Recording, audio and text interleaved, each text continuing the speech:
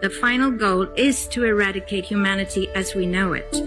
Once you understand the final destination, it becomes much easier to look back and identify the psychological conditioning, the biological tampering, the cultural grooming, and the educational prepping that we have been subjected to for decades in preparation to making us accept a post-human future. It takes a lot of physical and psychological abuse to get an intelligent species like ours to agree to its own extinction. Most, if not all, that has transcended in the last 60 years was designed to get us closer to accepting such a dystopian reality. Whether you care to accept it or not, we live in a hyper-controlled matrix where our perception of reality is meticulously planned, managed, and executed in order to control and steer us in whichever direction they wish. And the direction is a post-human world.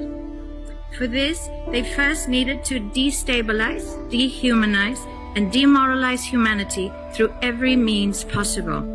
The destruction of the nuclear family, children being indoctrinated by the state, abortion, the eradication of God and spirituality from education, life in megacities and away from nature, toxic food, air and water, social media, replacing real human connection and interaction, engineered financial crisis and taxation, endless wars and massive migration, stress, anxiety, depression, drugs and alcohol, constant fear-mongering, moral relativism as the new religion, and I could go on and on about how humanity has been influenced and forced to move away from all the things that give us strength, security, purpose, and meaning.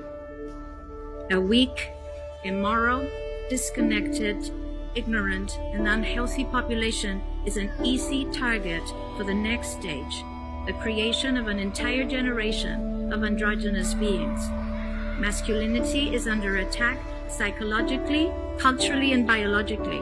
Women are being replaced in sports, entertainment, and politics by men pretending to be women, and children are being indoctrinated at school to think that gender is a choice.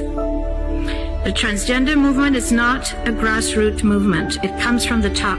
It has nothing to do with people's freedom of expression, sexuality, or civil rights. It's an evil psyop with a clear agenda to get us closer to transhumanism by making us question the most fundamental notion of human identity, our gender.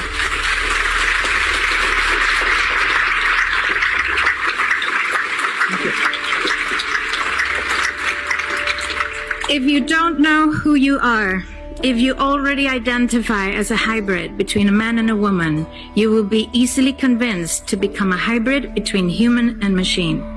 Gender ideology is the 2 + 2 = 5 from George Orwell's 1984 dystopian novel. It's the final test to see whether we will follow the most absurd party line towards our own extinction.